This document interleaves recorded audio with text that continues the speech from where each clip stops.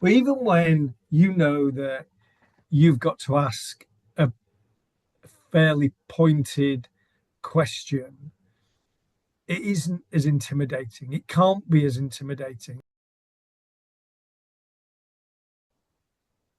Just to change tack slightly, obviously the face of the press conference has changed down the years with every managerial change. But I think to most viewers, you're the voice of the presser. You've been there since 2002, grilling everyone from Sir Alex up to Ruben. How's it been for you? I just wondered, just having you on, I just wondered how enjoyable has it been in that time?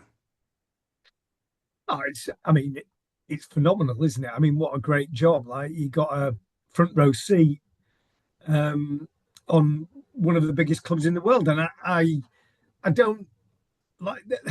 There's a lot of, for commercial reasons, there's a lot of kind of talk about, oh, Real Madrid are bigger, or Barcelona are bigger, or Manchester United got more fans, or Liverpool have won more.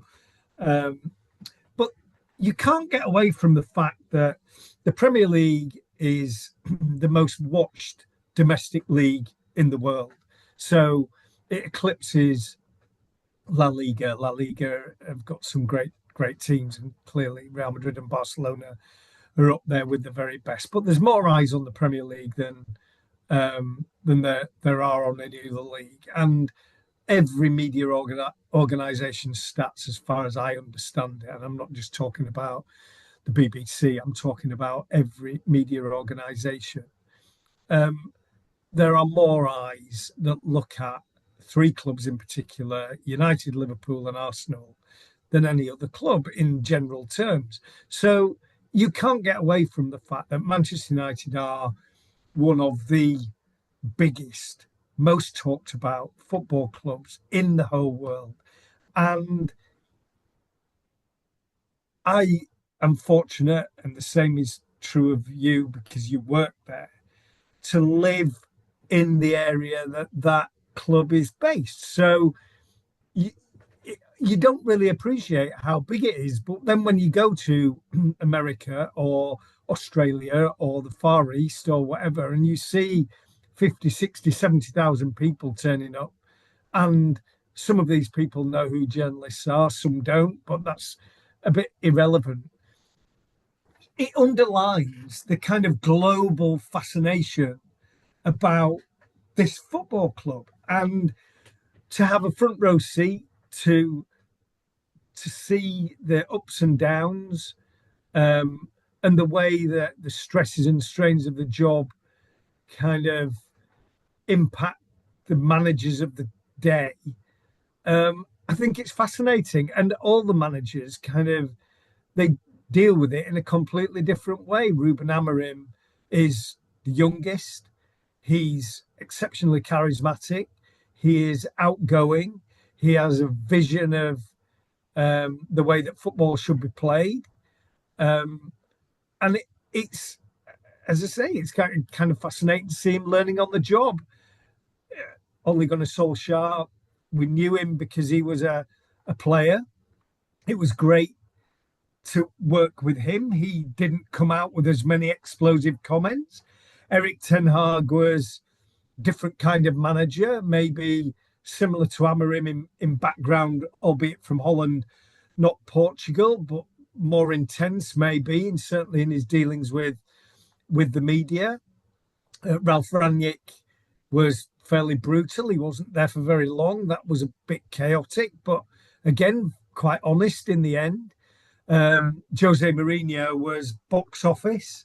The only manager I think who every word that he uttered was a potential headline, just the same as Alex Ferguson. Then we've got Louis Van Gaal, who equally was charismatic, huge experience, capable of creating headlines. And then David Moyes, who I've got to know quite well, really since he's left Manchester United, and a, a absolutely solid, decent, thoughtful football manager. Maybe not kind of as good in terms of delivering headlines, or not when he was United manager anyway, but all different, all trying to kind of manage this huge kind of um, global entity, all having to live up to the standards left by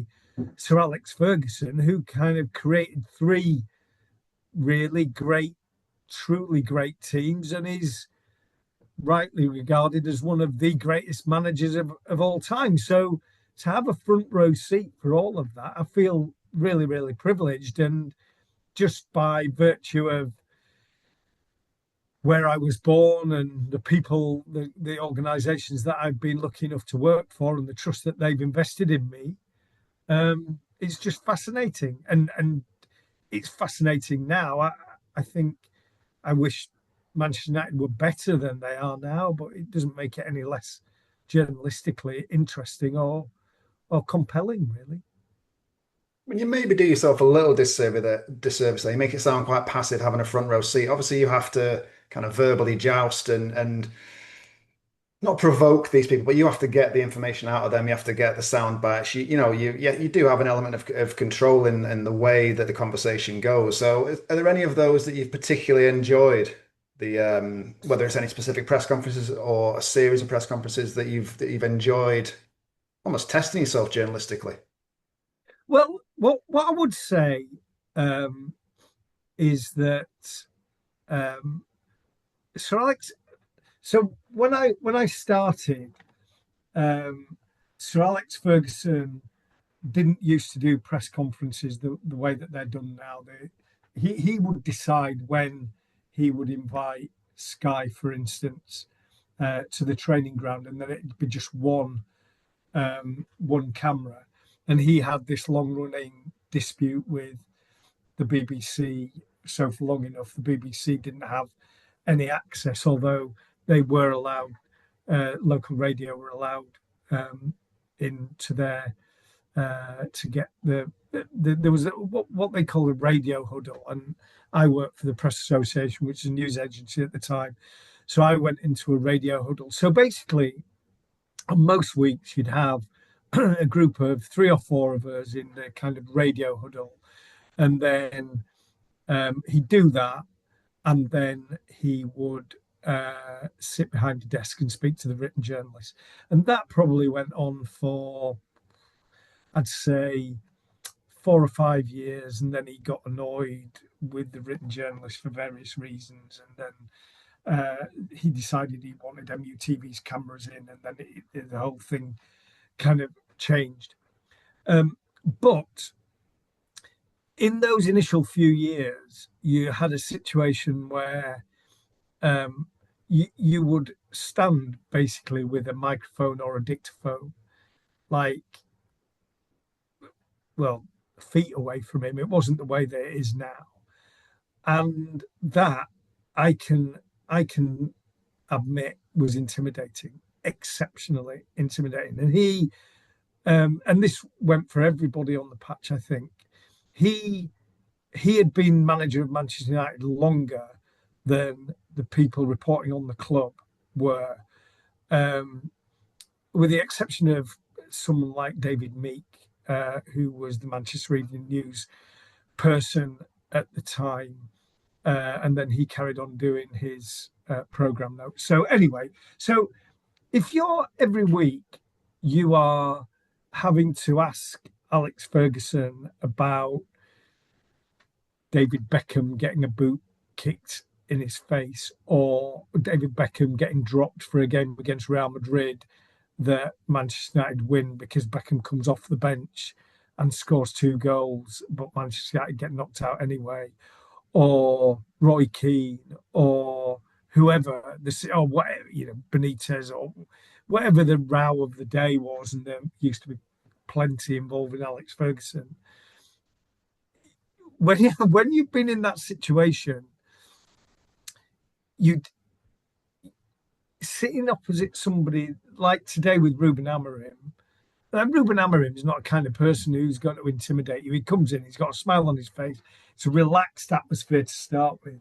But even when you know that you've got to ask a fairly pointed question, it isn't as intimidating. It can't be as intimidating. And also, you develop a thick skin over time as well. So it's not a personal thing. And I, it doesn't strike me as though Ruben Amorim wants a particular close relationship with the media. He comes in, he's perfectly cordial, but I think he's got better things to do than spend time with the media. Other um, other managers have different relationships with the media. But I just think that the whole kind of scenario is it's not intimidating, and you have to do your job, and that's the. I realize a lot of people watch press conferences and can be critical of journalists and think that they don't ask the right questions or they're going after a certain line or a certain angle, and that isn't the right thing to do. But there's not a right or wrong way of pursuing what you're trying to do. But basically, what you're trying to do is get an answer that is interesting, that people will find interesting when they read it or see it, and that is not not always the question that everybody would ask, um, or the one that they think you should ask. But that is always the end goal. It's not about the journalists making headlines. It should never be about that. But I certainly think that those early years dealing with Alex Ferguson face to face, that that that gives you a kind of a, a thicker skin, and means that you don't kind of look at stuff in a personal way or feel intimidated. I suppose it gets the blood pumping as well when you're just one bad question or one intonation away from getting a ban. Well, I think everybody. I can't. I mean, I got a ban, uh, but well, I got two bans actually. Well, the first one was uh, was for basically not. There were four of us in a room, and something that he said uh, got published by someone outside of the room. It got passed on, and he demanded to know, or the club demanded to know, who it was that had leaked the information. And in fact, nobody that was in the room would say where it had come from. I knew where it had come from, but I wasn't prepared to say because I didn't think that was fair. Um, and we all got banned for that. In fact, we got banned longer for not saying who it was than the people who used the information got for got banned for. But that's by the by. And I can't remember what the other one was for, but there was definitely a second one, and it was a kind of blanket ban.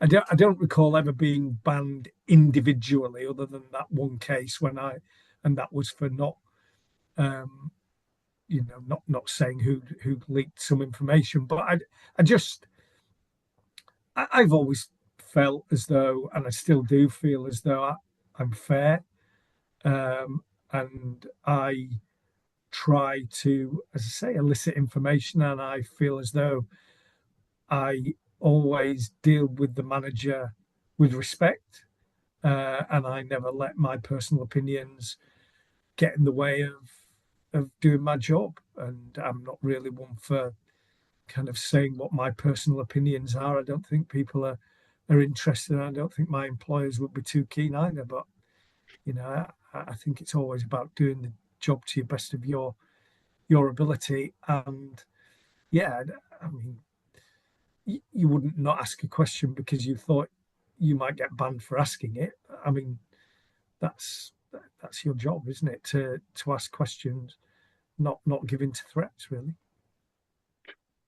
Hmm. So thanks so much. Really appreciate you taking the time at all, but especially on Christmas Eve. You're a gentleman. Have a great Christmas, on Christmas Day at least, and then obviously a nice break when it comes.